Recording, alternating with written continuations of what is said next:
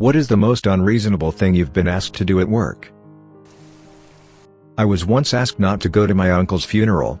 I was told, and I quote, "Well, he won't know you're not there." Quit very shortly thereafter and reported the manager to executive management. Jerk. Retired paramedic. I was told to immediately place a freshly delivered newborn back inside the mother. She delivered in a transport ambulance en route to Weill Cornell and lost it that her baby wasn't born in a hospital and further not born in a good hospital.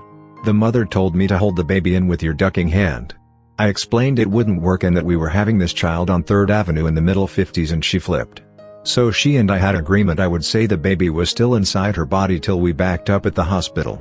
I guess this satisfied the requirement of being born at a hospital versus next to a dry cleaners on 3rd Avenue, so as far as the kid knows she was born in the Weill Cornell ER ambulance bay.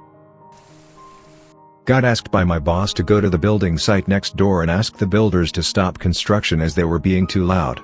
Not for a specific length of time, just to stop working. I had to ask him what he thought that would actually achieve. A while back, there was a carpenter renovating the office next to ours. My boss went next door and yelled at him, "You should do this after hours. Do you like listening to hammering and sawing all day while you're at work?" The carpenter said, "Actually, yes, I do." I was asked to lay off a group of employees for another manager. She begged me to do it, and I initially refused. This manager selected and approved the list of people being let go, and was 100% responsible for even needing a layoff. She overhired in her area because she misrepresented her projected needs and let her group's performance fall below standard. No one wants to be part of a layoff on the receiving or giving side, unless you're a total sadist, and I really believe if you are laying your people off you need to have the balls to do it yourself. Period. I wound up doing it, because everyone in the building already figured out something was happening based on her behavior and it seemed excessively cruel to postpone things since everyone was on edge. I felt like the angel of death that day. People couldn't even make eye contact with me as I walked the halls because if I stopped at someone's desk they knew they were losing their job. My people were terrified, and I still feel terrible about how that day went down because I couldn't say anything until it was done. Layoffs are horrible, and this manager hiding from their responsibility made it even worse. Fortunately my boss agreed and he fired her for it. Back when I was the manager of a movie theater I had just got done working 14 hours because someone called in sick. Tried to submit payroll to accounting, the fax wouldn't go through, asked the accountant to go to the office, about 2 blocks from her home, and see if she could fix it. She said she was too tired, and that I should instead drive the 50 miles to hand deliver it. I ended up doing it, because if I didn't then my staff wouldn't get paid, but there were about 8 nasty emails I sent afterwards to various higher-ups. A few weeks later I quit that job to become a busboy. Single best career move I've ever made. Theaters are notorious for mistreating employees. Not as horrifying as some of the others, but in the early 90s I worked at a well-known US depot for office supplies. One time, for reasons I never understood, an edict came down that a certain class of inventory was to be destroyed and discarded. That meant that perfectly good merchandise including office furniture, lamps, computers, printers, copiers, fax machines, and some other random bits were to be taken out back and literally smashed to pieces with a hammer, then thrown in the bin. The most amazing part was that under no circumstances was this stuff allowed to be given away, sold, or otherwise allowed to survive and benefit anyone. Several employees begged and pleaded to be allowed to buy some of the things, but nope. Better to destroy it and get nothing in return. It wasn't a huge number of items, but it was easily $10,000 worth of stuff. I was asked to do this QA thing before the week's ends. When I asked if she wanted me to wait until next week because otherwise I get into overtime, she responded by saying, "Do it this week, but put it in next week's payroll." No. It made me so angry. Edit. Wow, this hit more than my nerve. To clarify, in my situation, I wasn't required to provide notice. I was simply being nice. I don't care too much about the cash. I figure what's good for the workplace is good for me. So this is why it angered me so much. Also she did these kind of things a lot. Edit 2, added don't before care, should be I don't care. I was working as a desk-side technician for an IT company a couple of years back, and when one day it was quiet and we didn't have much to do, my boss had me pick grapes from his plant at his house. At least he didn't have you feed them to him as he reclined on his chaise lounge. I used to work in a food processing plant when I was in high school. The job sucked, it was hot on the lines, and the place smelled horrible. I got told by my boss that I had to go outside and pick up cigarette butts from the sidewalk where the other workers went outside during breaks to smoke. I wasn't a smoker, and I was pretty pissed at first, but being outside picking up nasty cigarette butts was actually more enjoyable than working inside on the lines. I had a serious self-re-evaluation of my job that day. I was an Army officer and at the time a company commander. Not only was I instructed to assist in the sweeping of a rape under the rug but was ordered to appoint as my acting company first sergeant, top sergeant for the company, a man I had relieved of his duty position and assigned to a desk for sexual misconduct with female trainees. I refused and actually got the rape victim the medical and mental assistance she needed. He was still assigned the post by higher command and less than 2 weeks later I lost my command for creating a work environment so hostile I had lost the confidence of the NCOS/sergeant. Still don't regret it even though it eventually cost me my career. Gold. Thank you very much. To not have to go to the bathroom. Dead serious here. My boss recently told all the employees there will be no more bathroom breaks. Considering we already don't get a second break, and some of us don't get a lunch either. To work for 2 months without being paid, as a trial to see what kind of an employee I would be, before he decided if he was going to offer me a paid job or not. He was somewhat surprised when I declined the offer. Edit: for everyone who forgets to read the last line, I did not take the job. Also, it was a commercial airplane pilot job, not an entry-level position, and for the love of all things chocolate, this was not an internship. But it's a great opportunity to build your portfolio. Pull weeds in Iraq before a congressman came to visit. The war must be going well. Look at this landscaping. No WMDs, but my God, look at this lovely desert landscape. My first job was in retail. Smelled something funky near my break room. Went to check it out and found dried up diarrhea on the ground and went and told my manager. He asked me why I was telling him and not busy cleaning it. Turns out everyone knew but didn't say anything because they didn't want to clean it. FML. Did you clean it? I did, and I wish it was the only shit I would ever have to clean, but boy was I wrong. I'm in the Navy and I had to sweep water off of the pier as it was raining. Well, that makes sense to me, you had to make room for the new rain coming down. Exactly. That's the real reason New Orleans flooded, they weren't sweeping fast enough. When I was 18, I worked part-time at UPS, and also part-time at Burger King, which was more of a way to eat for free every day than anything else.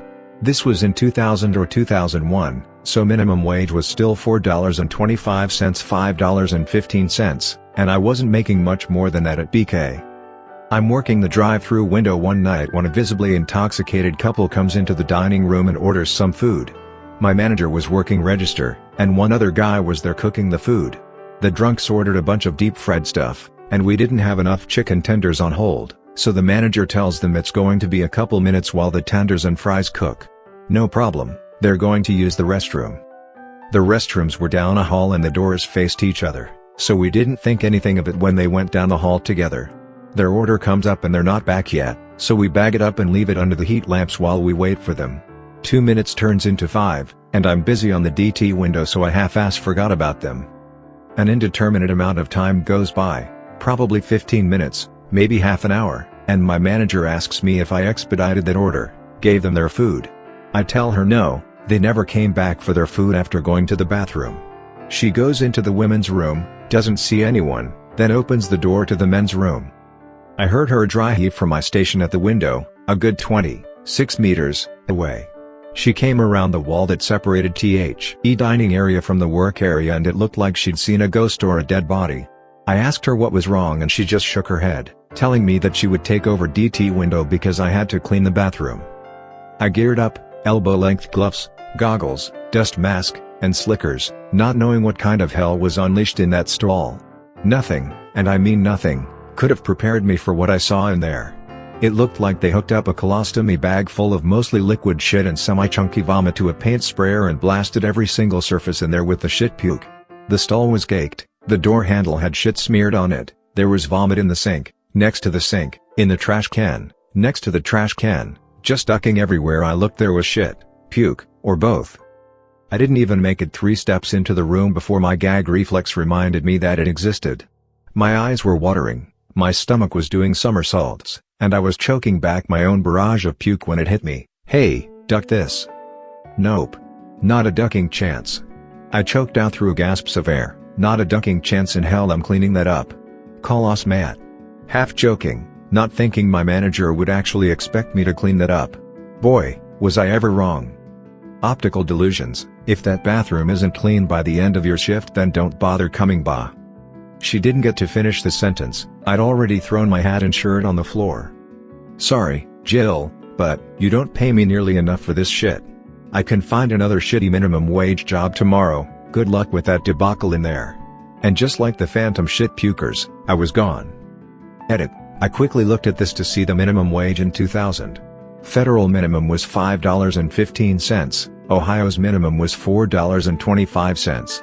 Federal trumps state, so I was probably making $5.15 per hour or a little more. I wouldn't have cleaned that shit puckle pies up for $51.50 per hour, so the point is moot. Thanks to the dozen or so of you who caught it. Told to get onto a forklift that had a piece of plywood thrown on the forks, without a harness, and an air hose put into my hand, and then lifted about 20 feet into the air and told to clean the rafters of the woodshop up. After about 5 seconds of spraying, the dust cloud got so thick you could barely see. Isn't that pretty much word for word the example OSHA gives on what not to do with a forklift? I saved up for a trip to France/England. I had 2 weeks of vacation that I had planned for months. My boss called and wanted me to come home early to work someone's shift. When told she's on vacation in Europe, the boss was like, "Can't she just catch a flight?" Lol, for $11/hour that I would have been paid anyway on vacation pay? Edit. I no longer work at this company. I got fired for bad attitude, and used my time out to go back to school and get a job I love, making more money and with better management. I was asked to skip an immigration meeting I needed to have to stay in the country, for a 1-hour meeting with a client, even though I told them about it weeks in advance. I informed my boss that if I skipped the meeting I would be ineligible to work in the country in 2 weeks. Still harassed me to try and reschedule my federal gov meeting. It was just ridiculous. I was once asked to take a pay cut so I could work more hours. Yes, they wanted to tack on an extra 16 hours, Saturday and Sunday, to the work week, while reducing pay so I would have the same amount of money for more work. They were angry when I said no, then told me I had no choice. When I told them I quit, they tried to tell me I couldn't. They were insistent that I was going to work for them. A manager asked me to wrap my arm up in a bin bag and stick my hand into a toilet to try and unblock it. I was a waiter/barman, taking food out to customers. Highlighted this to him and he insisted that I do it. I promptly told him to duck off and mentioned health and safety. He ended up doing it. On a side note, he was fired 2 weeks later for making inappropriate comments to female staff members. He was a douchebag. When I was 16 I worked at Carl's Jr. One day there was literally nothing to do, no customers, everything was clean as a whistle, so the manager made me stand there and count the disposable cups, over and over, because we weren't allowed to do nothing. Adjust my scrotum. Nurse. Sure, he didn't say, "Are my test results back?" I had been offered a job from an old friend that was triple the weekly wage I was earning at a camera store, for the same hours, and it didn't require me to serve customers. I handed in my letter of resignation and the manager looked me dead in the eye and requested I didn't quit, otherwise the owners would be deported.